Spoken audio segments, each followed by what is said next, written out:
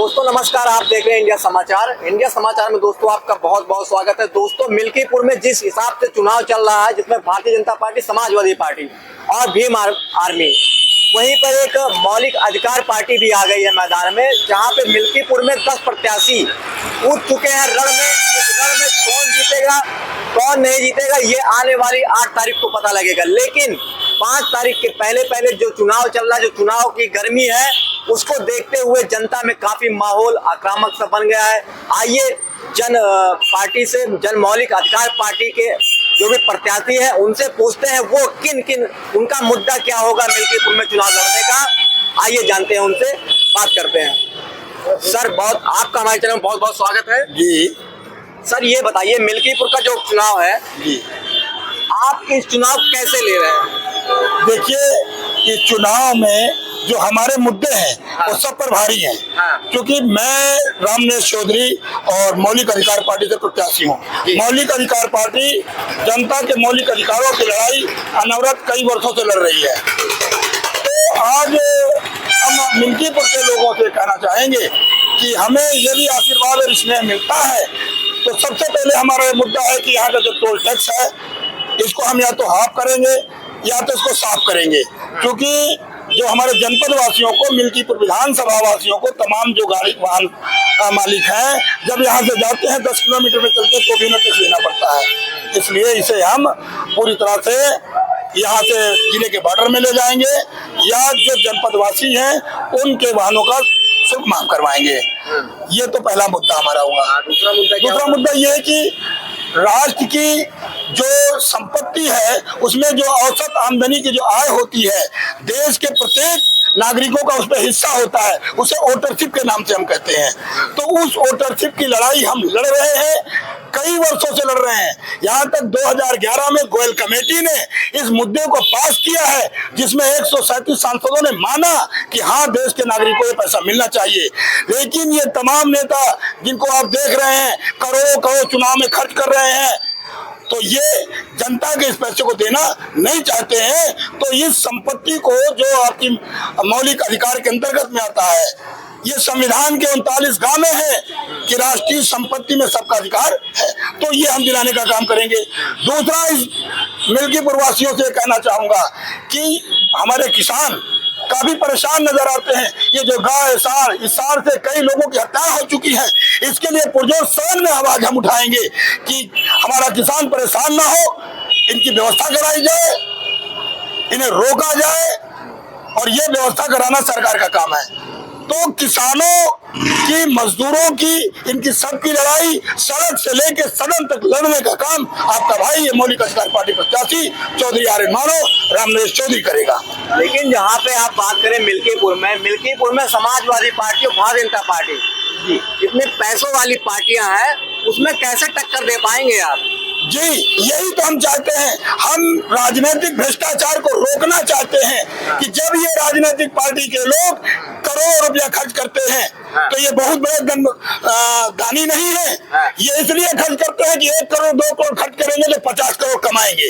जनता की गाड़ी कमाई का पैसा लुटाते हैं। तो हम इसे वो करेंगे। इन दोनों के बीच में मौलिक अधिकार पार्टी नकेल लगाने का काम करेगी। इसलिए जनता हमें आशीर्वाद दे रही है, स्नेह दे रही है, प्यार मिल रहा है। यहाँ की जनता बदलाव चाहती है। तो ऐसा नहीं है, इनका टक्कर हम अपने जो हमारे कार्य हैं, जो हमारे मुद्दे हैं, इन मुद्दों से देंगे। जो समाजवादी पार्टी है और भारतीय जनता पार्टी, इनका संगठन बहुत मजबूत है, आपका संगठन इतना कमजोर है, तो उस हिसाब से कैसे मतलब आप वोटर के पास जाएंगे? कैसे वोटर आपके ऊपर भरोसा करे? कैसे मतलब आप जान रहे हैं कि हर गांव में उनके कोई न कोई कैंडिडेट, हर गांव में उनके वोटर हैं, आपको नया आप बाहर से आके कैसे अपनी पार्टी को मैं बता देना चाहता हूँ। महाभारत तो आपने सुना ही होगा। महाभारत में यदि पांडव 5 थे, कौरव 100 थे और पूरी सेना कौरव की थी, लेकिन विजय किसकी हुई? पांडवों की हुई ना। तो साहब ऐसा नहीं है, विजय आपकी होगी, क्योंकि निर्णय यहाँ की जनता देगी, यहाँ की आम आऊं। और हमारे तमाम कार्यकर्ता है, मौलिक अधिकार के कार्यकर्ता, मौलिक अधिकार पार्टी के लोग पहले से भी समाज के बीच में है। ऐसा नहीं है, हम कमजोर नहीं है। हम सत्य की लड़ाई लड़ रहे हैं, हम जनता की लड़ाई लड़ रहे हैं। ये केवल नेताओं की लड़ाई। जो और बड़ी बड़ी पार्टियां हैं वो तो माफ नहीं कर पाई, आप कैसे करेंगे? नहीं साहब, हम नहीं माफ करेंगे। हाँ। हम तो माफ करवाएंगे। हम इसके लिए धरना प्रदर्शन 2 जुलाई को पहले कर चुके हैं, मौलिक अधिकार पार्टी कर चुकी है। इसको सदन में आवाज उठाएंगे और इसके लिए बाकायदा से कानून बनवाएंगे कि जिले के बॉर्डर में ये हो। प्रत्येक जिले में जहाँ भी टोल प्लाजा है, यहाँ के उस जनपद वासियों को उस जिले की गाड़ियों पर टोल टैक्स नहीं लगना चाहिए। और मिल्कीपुर की जनता को जैसे कि 4 कुछ बूथ है लगभग, 4 बूथ पे आप पहुँच चुके हैं या अभी पहुँचेंगे?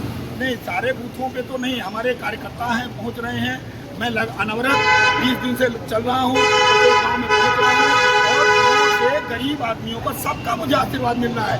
गरीब अमीर सबका आशीर्वाद मिल रहा है। लोगों को लग रहा है कि ये प्रत्याशी में दमदारी है, चूँकि नेतृत्व करने की क्षमता है तो रामनेश चौधरी में है। रामनेश चौधरी सड़क से सदन तक लड़ाई लड़ने का काम करता है, करता रहेगा। इसलिए यहाँ की जनता हमें वोट देने का काम करेगी।